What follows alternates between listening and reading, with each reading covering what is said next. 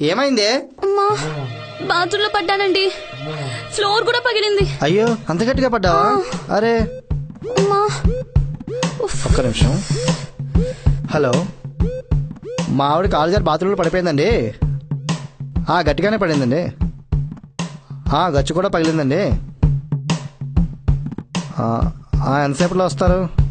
అమ్మా గంటలో వచ్చేస్తారా? సరే అండి. అమ్మా ఈ మాత్రం దానికి డాక్టర్ ఎందుకులేండి? నేను చేసింది మేస్త్రికి, డాక్టర్ గారిని కాల్ చేయమంటావు ఏంటి?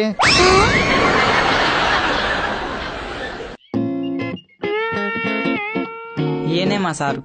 ఏంద్రాబాయ్ మా ఓడి స్కూల్లో కొట్టి ఫాదర్ని తీసుకురమ్మన్నావంట. మా ఓడి ఎవడనుకున్నావురా? పులి బిడ్డ, పులి బిడ్డ. అయితే మీరు వెళ్ళి ఆ పుల్నే పంపించండి, పోండి.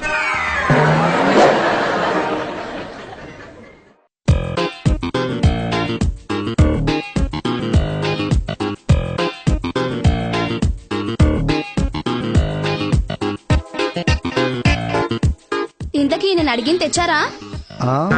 ఏంటది? అదేనండి, 4 రోజులైంది మనం కొత్తింటికి వచ్చి. ఒక దిష్టి బొమ్మ తీసుకురమ్మని ఎన్నిసార్లు చెప్పాను. అదా తెచ్చా, ల్యాప్టాప్ బ్యాగ్ లో ఉంది.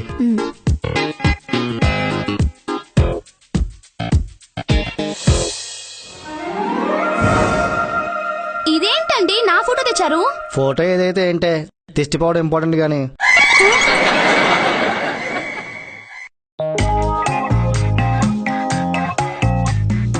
ఏంటి బావ, ఎంతవరకు వచ్చి నీ రైటర్ ప్రయత్నాలు? జరుగుతున్నాయి బా, చూడాలి ఏమవుతుందో.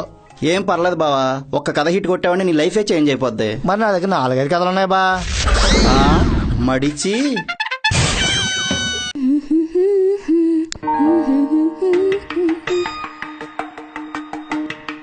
ఏవండి, ఏంటి? స్టవ్ మీద పాలు పెట్టాను, పొంగుతాయి చూడండి. ఓకే, నేను స్నానానికి వెళ్ళొస్తా. సరే.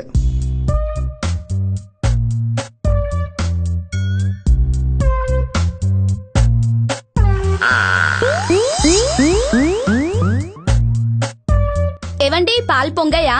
ఎప్పుడో పొంగాయి. పాలు పొంగడం ఏంటండి? గుడ్ల గుబలా కళ్ళేసుకుని టీవీ వైపు చూడకపోతే కాస్త పాల వైపు కూడా చూడొచ్చు కదా. నా మీద సీరియస్ అవుతాయంటే నాకేం చెప్పావు? ఏం చెప్పాను? పాలు పొంగితే చూడమన్నావు, చూసా.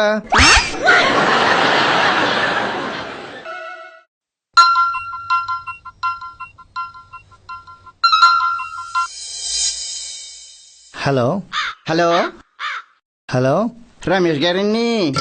నేను రమేష్ గారిని బూరిని కాదండి, రమేష్ అంతే. పేపర్లో మీ యాడ్ చూసి ఫోన్ చేశానండి. మీ బైక్ అంతా అన్నారు కదండి. అవునండి, చెప్పండి. నేను ఆఫీస్కి వెళ్ళాలంటే బాగా ఇబ్బంది అయిపోతుందండి. ఎందుకంటే మా ఇంటికాడ నుంచి ఆఫీస్కి 30 కిలోమీటర్లు వెళ్ళాలండి.